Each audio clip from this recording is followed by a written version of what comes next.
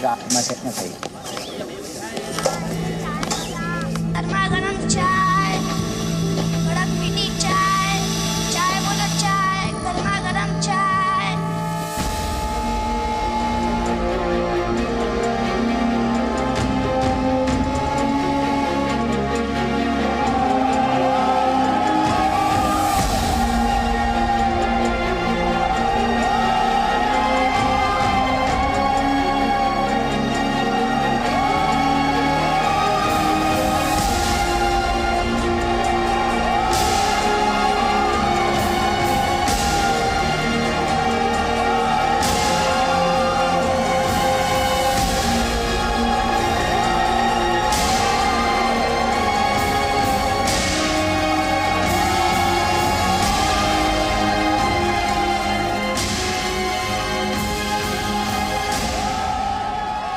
आत्मविश्वास के साथ पूरी ईमानदारी से बढ़ाया गया कदम भले ही एक चाय बेचने वाले बच्चे का हो।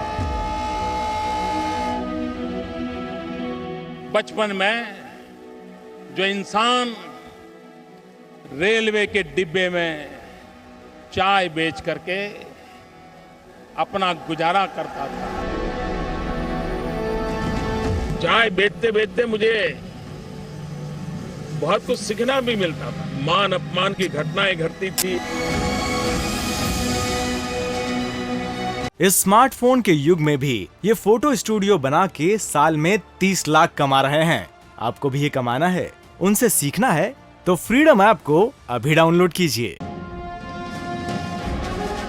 मैं आपको वायदा करता हूं कि इस 21वीं सदी में नरेंद्र मोदी कभी भी देश के प्रधानमंत्री नहीं बनेंगे। लेकिन यहाँ आकर चाय का वितरण करना चाहते हैं तो हम उनके लिए कुछ जगह बना रहे हैं। ये जो परिवार है ना, हिंदुस्तान में कोई उनको ललकारता नहीं था, एक चाय वाले ने ललकार दिया।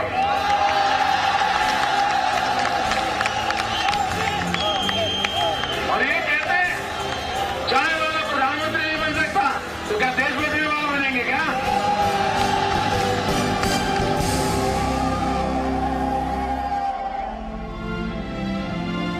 लेकिन जिसके कदम किसी बाधा के सामने रुकते नहीं,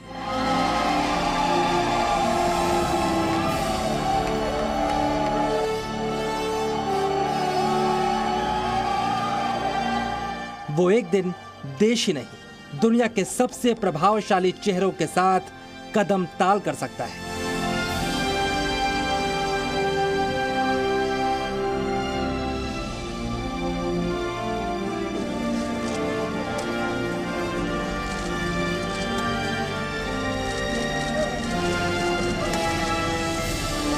ऐसे ही कदम वडनगर रेलवे स्टेशन पर मौजूद इस चाय की दुकान से निकले।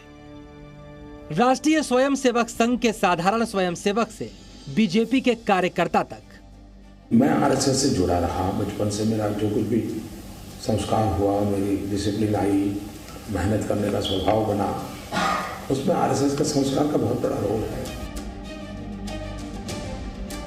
बीजेपी के कार्यकर्ता से गुजरात के मुख्यमंत्री तक,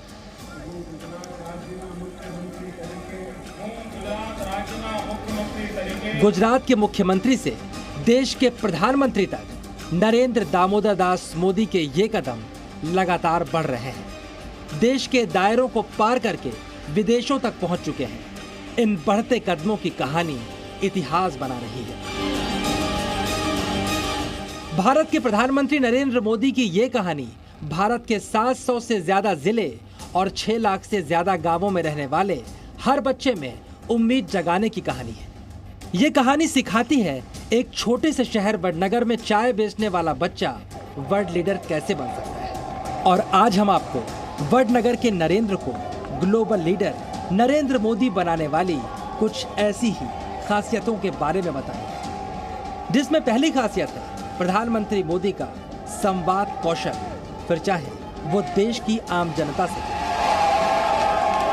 देश के कोने कोने से जुड़ने के लिए मोदी स्थानीय स्तर की बातें करते हैं। जिस अभियान के साथ मां गंगा का नाम जुड़ा है, मुझे विश्वास है वो अभियान सफल होके ही रहेगा। बच्चों से संवाद करने के लिए भी उनकी अलग शैली है। परीक्षा जीवन का एक सहज हिस्सा है। हमारी विकास यात्रा का छोटे छोटे पड़ाव है और उस पड़ाव से हमें गुजरना है। हम गुजर चुके हैं। एग्जाम देते एक प्रकार से हम एग्जाम प्रूफ हो गए। बीजेपी में उनके सहयोगी भी उनकी संवाद कौशल की क्षमता के कायल हैं। ऑनेस्टी के साथ जीते हुए आगे बढ़ने का, लक्ष्य को पूरा करने का माध्यम बनना, यह कोई सीखे तो मोदी जी से सीखे, ये मैं जरूर कहूंगा। उनका आचार विचार, सोच विचार, उनका कार्य करने का ढंग हर पल देश की सेवा के लिए समर्पित है, हर पल। मोदी का संवाद कौशल देश की सीमाओं से बाहर भी आम और खास लोगों को अपना दीवाना बनाता है। मोदी आए बारंबार, मोदी आए बारंबार। इस आकर्षण से ग्लोबल लीडर्स भी बच नहीं पाते। ऐसा मोदी ही कर सकते हैं कि सुपर पावर देश के एक शहर में जाकर उसके राष्ट्रपति का परिचय वहां रहने वालों से करें। Mr. President, you had introduced me to your family in 2017, and today I have the honor to introduce you to my family.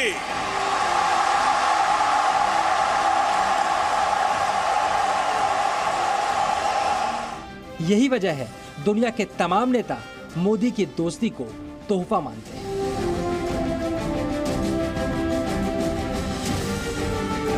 Namaste. Namaste. My true friend, Prime Minister Modi. प्रधानमंत्री नरेंद्र मोदी की मैनेजमेंट स्किल भी सबसे अलग है। उनकी हर योजना, हर दौरा, हर प्रयास, हर पहल इतनी व्यवस्थित होती है कि लोगों का ध्यान उससे हट ही नहीं सकता। स्वच्छ भारत अभियान की बात हो, न गंदगी करूंगा, न गंदगी करने दूंगा। प्रतीकों का अनावरण हो, अमेरिका के राष्ट्रपति का भारत में स्वागत हो, एक ऐतिहासिक घटना।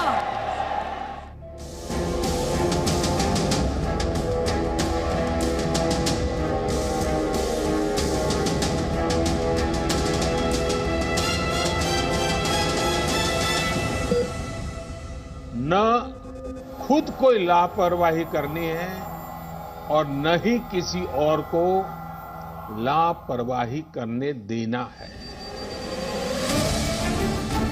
कोरोना के खिलाफ डॉक्टरों के साथ एकजुटता दिखानी हो या मेगा वैक्सीनेशन अभियान हो,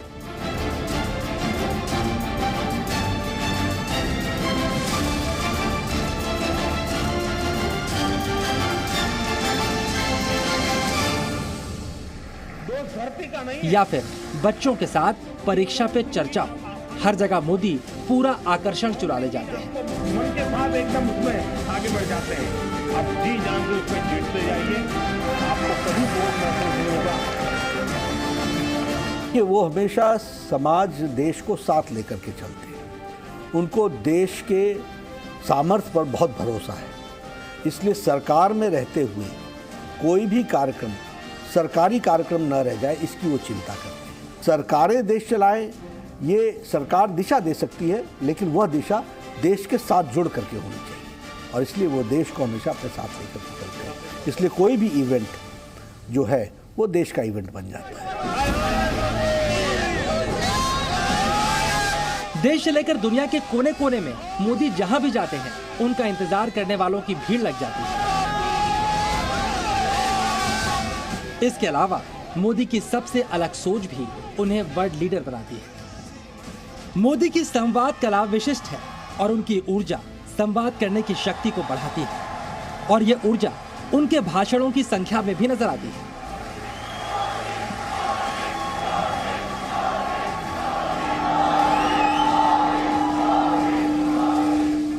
भारत माता की,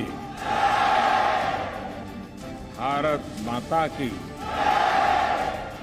नमस्कार। 2014 से प्रधानमंत्री बनने के बाद 2019 तक उन्होंने कुल 713 भाषण दिए, जबकि 2019 से 2022 तक 850 भाषण दिए। यानी प्रधानमंत्री बनने के बाद से नरेंद्र मोदी ने 2014 से 2022 तक कुल 1570 भाषण दिए हैं। इस हिसाब से वो एक साल में लगभग 174 भाषण देते हैं। इसके अलावा प्रधानमंत्री बनने के बाद नरेंद्र मोदी मन की बात के 92 एपिसोड्स के जरिए भी देश को संबोधित कर चुके हैं। मोदी दिन में 18 घंटे तक काम करते हैं और 20 साल से बिना छुट्टी अनवरत काम करते जा रहे हैं। नरेंद्र मोदी जी की शख्सियत कठोर फैसले लेने वाले व्यक्ति की है, त्वरित निर्णय करने वाली व्यक्ति की है। मोदी की सबसे अलग सोच भी उन्हें वर्ल्ड लीडर बनाती है। वो लाल किले से शौचालय की बात करते हैं और देश को स्वच्छ भारत अभियान से जोड़ देते हैं। अगर 125 करोड़ देशवासी तय कर लें कि मैं कभी गंदगी नहीं करूंगा, तो दुनिया की कौन सी ताकत है जो हमारे शहर गांव को आकर के गंदा कर सके। वो घर पर चूल्हे में खाना बनाकर अपनी आंखें खराब करने वाली करोड़ों महिलाओं को गैस सिलेंडर देने के बारे में सोचते हैं।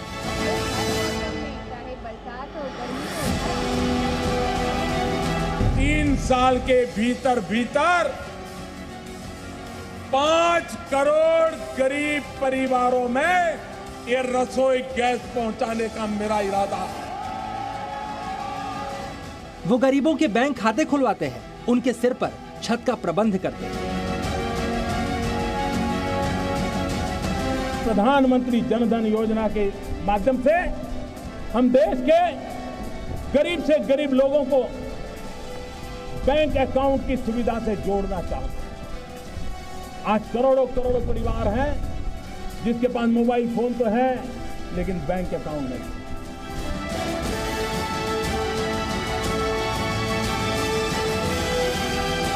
वो सबसे वंचित और पिछले तबके की महिला को देश का राष्ट्रपति बनाने के बारे में सोचते हैं और कभी न्यायपालिका के लिए बोझ बन चुके कानूनों को खत्म करने का प्रयास करते हैं। अलग सोच रखना, काम करने वालों को स्पष्ट और सीधा संदेश देना प्रधानमंत्री मोदी की वो खासियत है जो अधिकारियों के बीच में भी देश के नेतृत्व को लोकप्रिय बनाती है। तो जब एक मार्गदर्शन आपको मिल जाता है अपने नेता से और आपको क्लैरिटी मिल जाती है तो शायद आपको काम करने में बहुत आसानी होती है। मैं समझता हूँ मेरे सर्विस काल में as an officer of the Indian legal service, जहाँ मैं कम से कम 25 साल तक काम किया, इस तरह का मार्गदर्शन, इस तरह की क्लैरिटी पहले देखने में नहीं आती थी। कड़े निर्णय लेने की क्षमता भी प्रधानमंत्री नरेंद्र मोदी की वो खासियत है जो उन्हें मजबूत नेता बनाती है। फुल प्रूफ प्लानिंग के साथ उन्होंने ऐसे फैसले भी लिए जिसे दशकों तक असंभव समझा जाता रहा, जिसमें जोखिम बहुत ज्यादा था, लेकिन मोदी जो सोचते हैं वो करते भी हैं। यही वजह है जम्मू कश्मीर से आर्टिकल 370 अब इतिहास हो चुका है।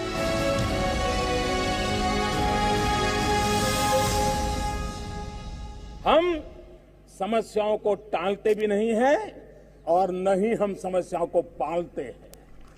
आर्टिकल 370 और 35A को हटाने का काम भारत की दोनों सदनों ने, राज्यसभा और लोकसभा ने 2/3 बहुमत से पारित कर दिया। काले धन पर नोटबंदी की स्ट्राइक हो चुकी है। मध्यरात्रि यानी 8 नवंबर 2016 की रात्रि को 12 बजे से वर्तमान में जारी 500 रुपए और 1000 रुपए के करेंसी नोट लीगल टेंडर नहीं रहेंगे। ये मुद्राएं कानूनन अमान्य होगी।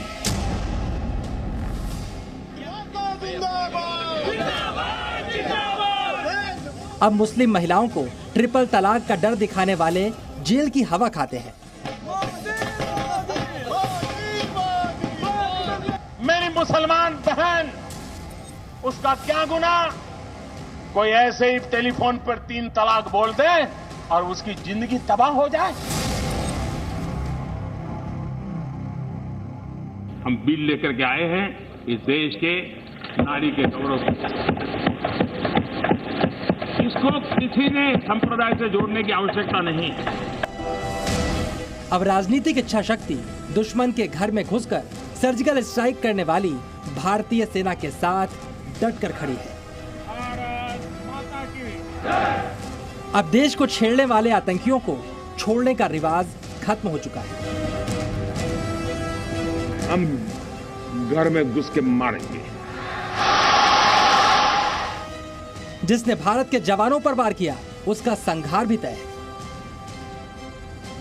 मैं आतंकी संगठनों को और उनके सरपरस्तों को कहना चाहता हूं कि वे बहुत बड़ी गलती कर चुके हैं। बहुत बड़ी कीमत उनको चुकानी पड़ेगी।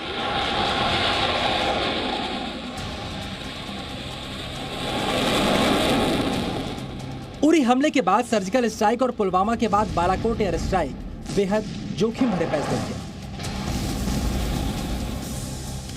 लेकिन साहसिक फैसले लेने वाले ही इतिहास रचते हैं।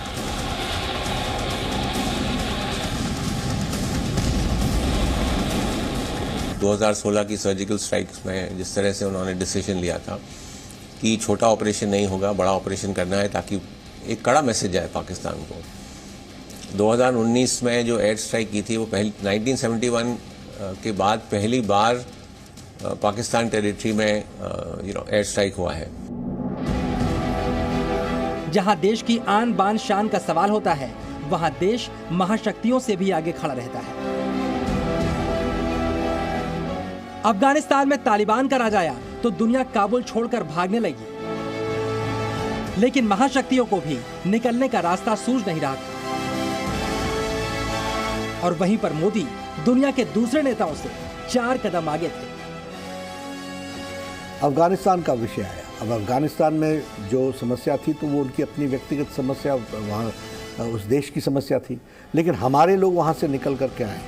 यह प्रधानमंत्री मोदी जी की प्रायोरिटी थी। उन्होंने डिफेंस मिनिस्ट्री, हमारी एक्सटर्नल अफेयर्स मिनिस्ट्री को पूरी ताकत के साथ लगाया और देखते ही देखते सभी लोगों को सुरक्षित, और सिर्फ भारत के ही देश के लोग नहीं, अन्य देशों के लोगों को भी सुरक्षित भारत पहुंचाया और यहाँ से वो अपने अपने देशों को गए। मोदी सही वक्त पर सही योजना बनाते हैं और योजना को खुद मॉनिटर करते हैं।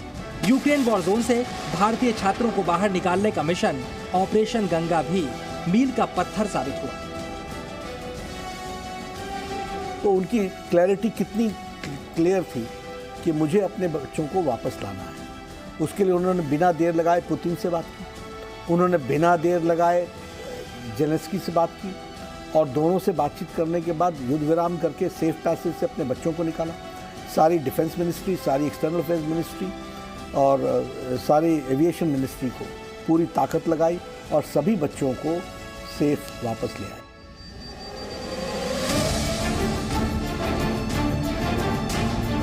जो दबाव के सामने झुकते नहीं, उनके बढ़ते कदम कभी रुकते नहीं। जब बात देशहित की होती है तो प्रधानमंत्री नरेंद्र मोदी भी रुकते नहीं, फिर चाहे सामने चीन आ जाए या अमेरिका। गलवान के बाद चीन ने ताकत दिखाई तो मोदी ने लद्दाख जाकर जवाब दे दिया। भारतीय सेना गलवान में लड़ गई और पैंगोंग में चीन के सामने अड़ गई। यूक्रेन वॉर के बाद अमेरिका ने भी भारत पर दबाव डाला कि पुराने दोस्त रूस से किनारा कर लो, लेकिन भारत रूस से तेल भी खरीद रहा है और हथियार भी। देशहित यहाँ भी जीता और दबाव डालने वालों को मोदी का ये रुख भी स्वीकार करना पड़ा। वडनगर से उठे नन्हे नरेंद्र के कदम आज उम्र के 72 पड़ाव पूरे कर चुके हैं। लेकिन ना तो नरेंद्र मोदी के तेवर बदले हैं, ना ऊर्जा कम हुई है। इस दौरान मोदी की वर्ल्ड लीडर की छवि और मजबूत हुई है। अब तक के कार्यकाल में प्रधानमंत्री नरेंद्र मोदी ने कई लक्ष्य हासिल कर लिए, कुछ बाकी भी हैं। विरोधी पहले भी मुखर थे, आज भी मुखर हैं। दबाव पहले भी था, आज भी है। और मोदी पहले भी एक संदेश देते थे, आज भी यही दोहराते हैं। इस स्मार्टफोन के युग में भी ये फोटो स्टूडियो बना के साल में 30 लाख कमा रहे हैं। आपको भी ये कमाना है, उनसे सीखना है तो फ्रीडम ऐप को अभी डाउनलोड कीजिए।